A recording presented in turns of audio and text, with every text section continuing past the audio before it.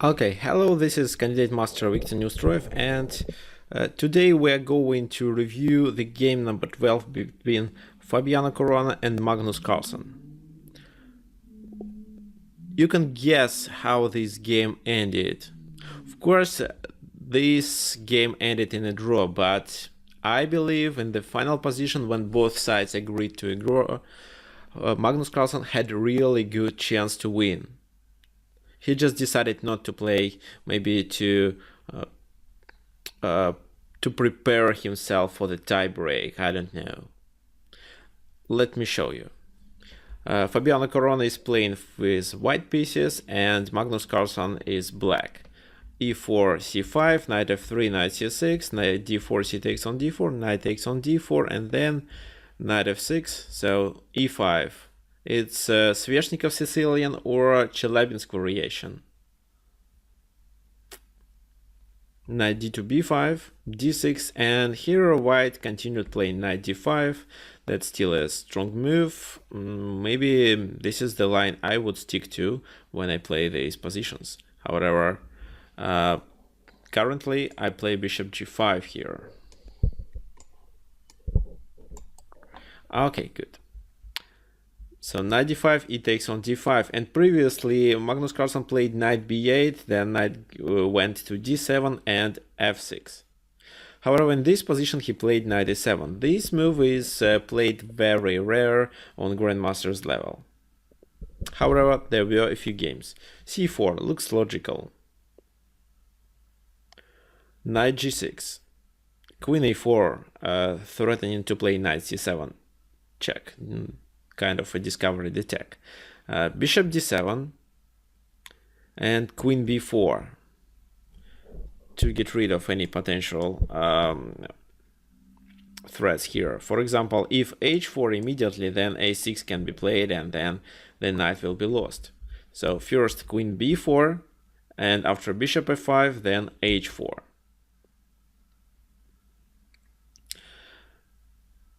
Now, the pawn cannot be taken because if knight takes, then rook takes, queen takes rook, and knight c7. So white sacrificed the rook for the knight, and now he wins the rook on e8 for free.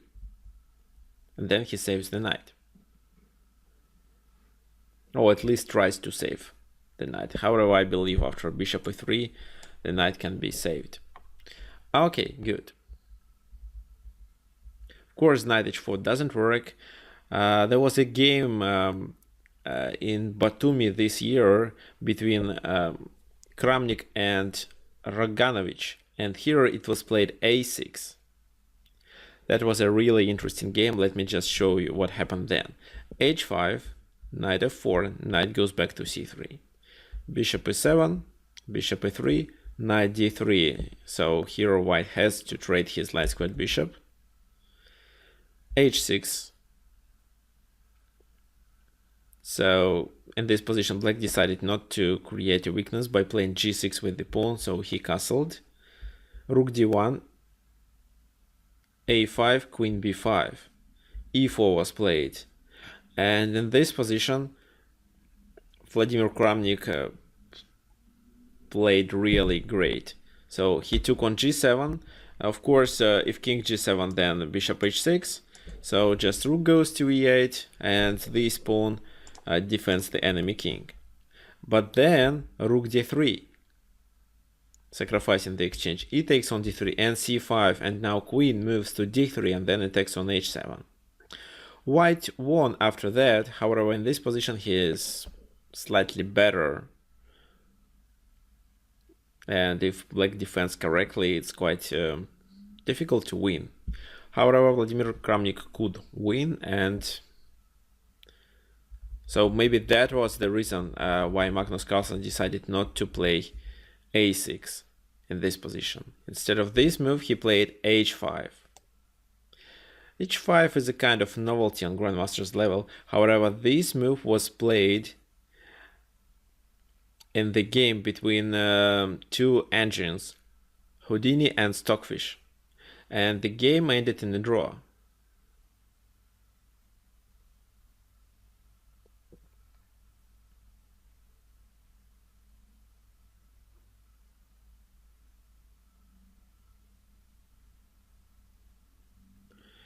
So what was then?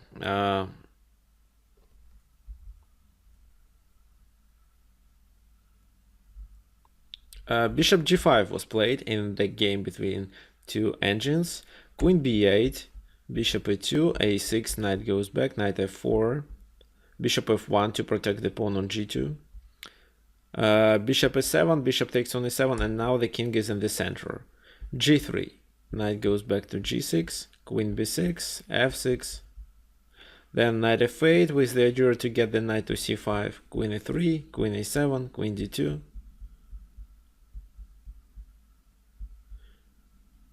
I was really surprised when I saw that here Stockfish decided to take on c4.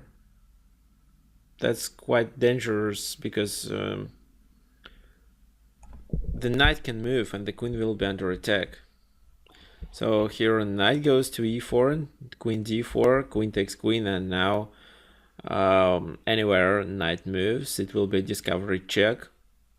Oh, maybe knight c5 here makes sense. But anyway, white is slightly better in this position, but the game ended in a draw.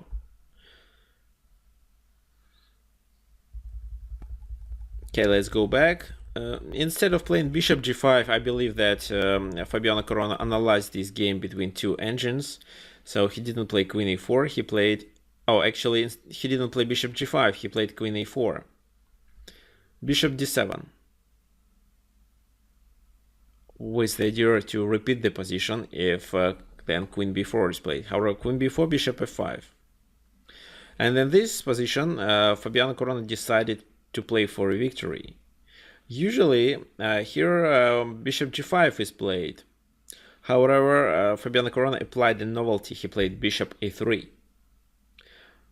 I can say that that's a natural position for the bishop. From here, the bishop attacks on a7 and also c5 can be played. a6, knight c3, queen c7, and g3. Of course, that's a strong move, but I don't know why here Fabiano Caruana spent 25 minutes analyzing this move. So, but the idea looks very typical. Just g3 before activating the knight, because knight f4 is a kind of a threat. So that's g3, that's a prophylactical move. Okay, bishop e7. And in this position, of course, bishop e2 is the most typical move. Then it prevents black from castling. Then white castles himself to the king side. Then he puts the rook to c1 and try to get some advantage on the queen side by opening the position there. But here, Fabiano Caruana played f3. What to do for Magnus Carlsen, what to do for black. So here the white knight goes to e4 probably to attack the pawn on d6, but nothing concrete for now. And Magnus Carlsen decided just to find one of his worst piece, which is this bishop, this knight on g6, and then just improve the position of the knight. Knight goes to f8, then to d7. Knight a4, knight d7.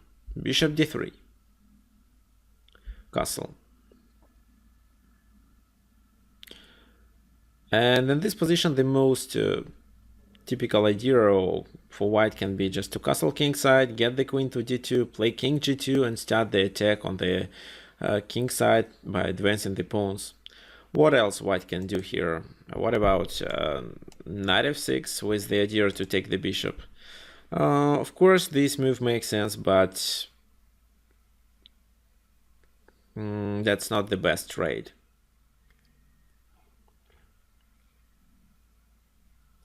So the bishop on e5 is not so important as the knight on e4. Okay, but in this position, Fabiano Caruana really surprised me. Not only me, I believe all the spectators. He played rook h2. What to do with the rook? Where the rook goes?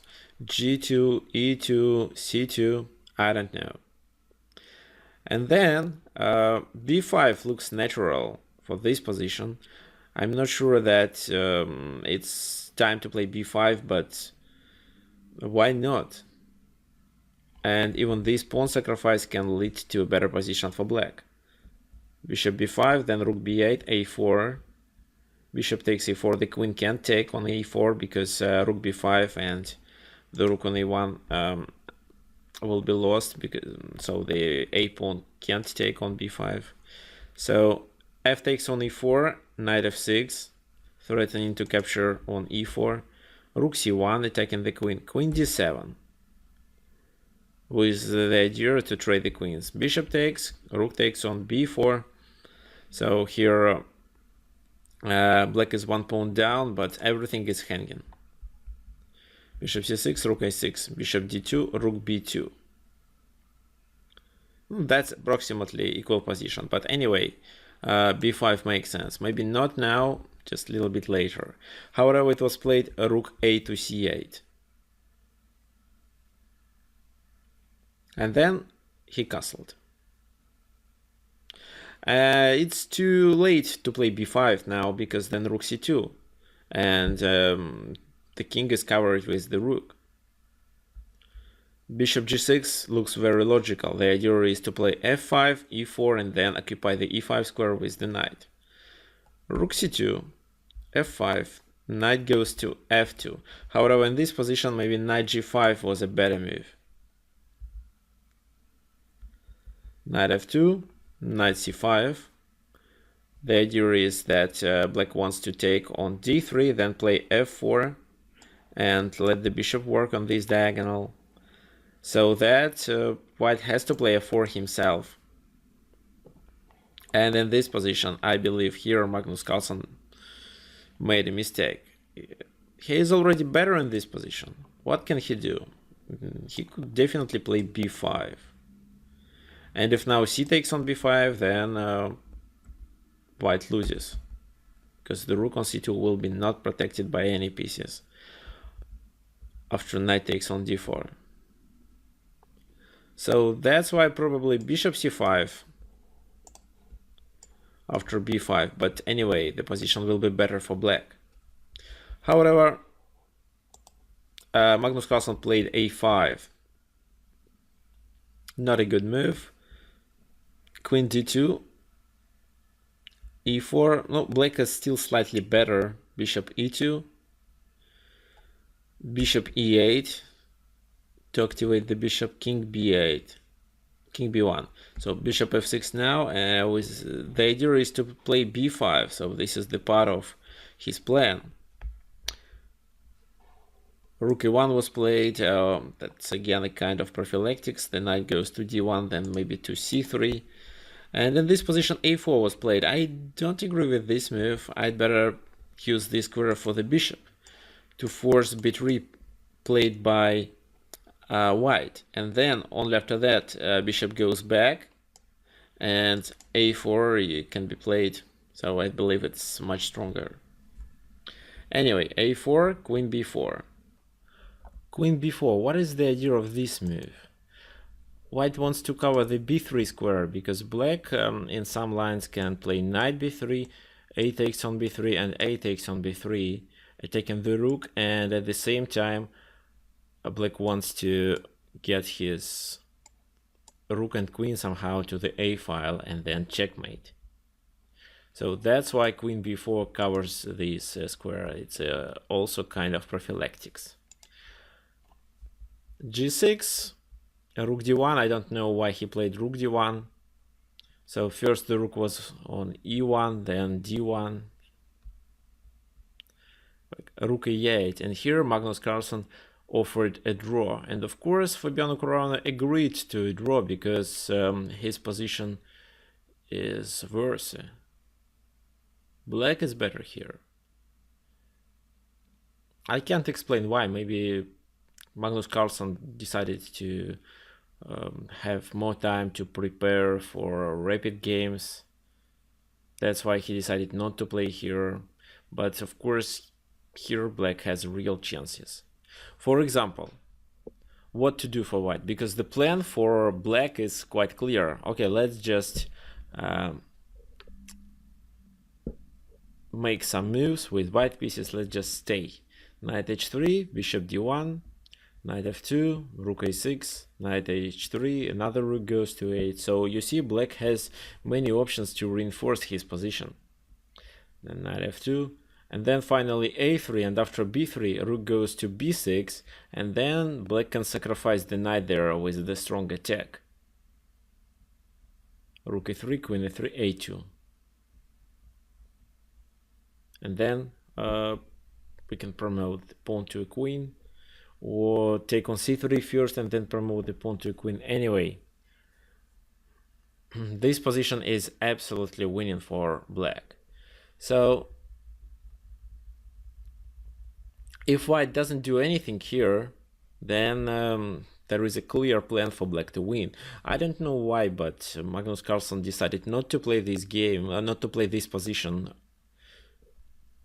So maybe he thought that Fabiano Caruana can create something more strong, and he could still equalize the position. I don't know. Okay, let's watch tie break.